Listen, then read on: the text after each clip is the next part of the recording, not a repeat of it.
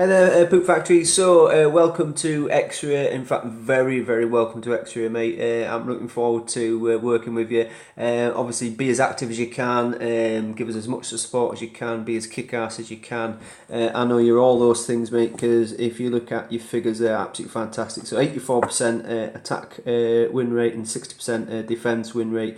What I would straight away suggest that jumps out there is the total fobs deployed 9. Suggests you're not a fob man. Now, my base is over here somewhere, so I've got 3 level 5 fobs. I've always got enough metal that if I get them hit, over the day, then I can rebuild them as and when. I don't generally need them for every attack, but certainly for the bigger people, the 60s, I'm going to need them. So the fact that your figure suggests that you haven't got them, for me is probably something I would suggest you look at, because we're certainly going to be looking at going to areas where we'll have bigger players. I mean, if we're wanting to take zones that support our level 50s players, then we need to be taking out level 60 opponents, and that's obviously where we need to be really, really strong. So if you haven't already got your fobs, get working on that for us, please, bro. That is something I need you to do, not want you to do, I need you to do. So get to work on that for us, please. I also feel that when I scan you in my second account that I've got, is your base certainly has no spawn zone gaps. Your spacing's absolutely spot on, so you're pushing people quite far out, which is excellent. The observation I would give you, though, I think you've got a weakness from this side here. If I come in along here, trundle along with a couple of tanks, get that machine gun to lock onto us, I then could obviously M270 most of this quadrant here. Certainly I'm going to be outranging your railgun. I'm certainly going to be well, I wouldn't outrange the machine gun, but I don't think they're going to cause my level 2 mercs any issue. I've got 2 of them. I'll park them about where your metal factory is there. They'll lock on. I'll be just slightly out of range of the railgun, and then obviously I can take care of business from that side.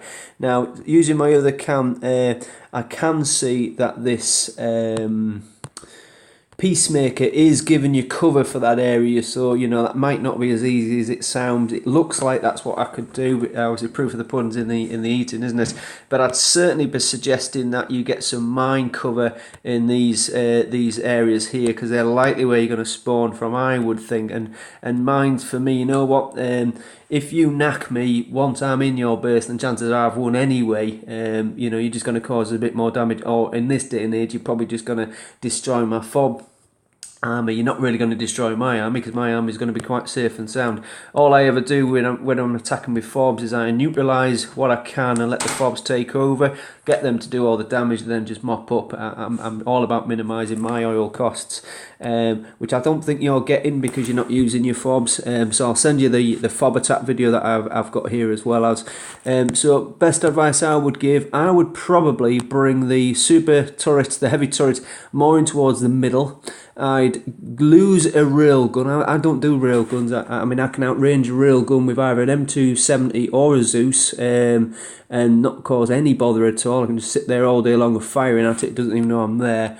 Where I think the Peacemakers are better. So I'd probably go in for an extra Peacemaker personally. And that's pretty much it, mate, really. So again, watch out for back of this mountain. You should be protected by your Peacemaker, I'm thinking. Yeah, back of the mountain's covered, so that's good. But ultimately, this big gun here, I think you're going to take everything else out, and your big gun's going to be just left there, and then that's the last thing to do. A bit of an airstrike, happy days. Whereas I think if you brought your heavy turret more in towards the middle, it's going to give you better base coverage in general.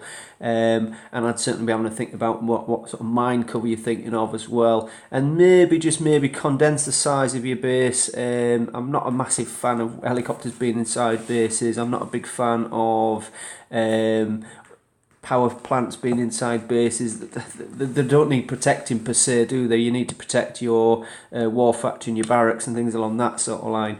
Anything else is just really about spacing, isn't it? Making sure people can't spawn too quick on you.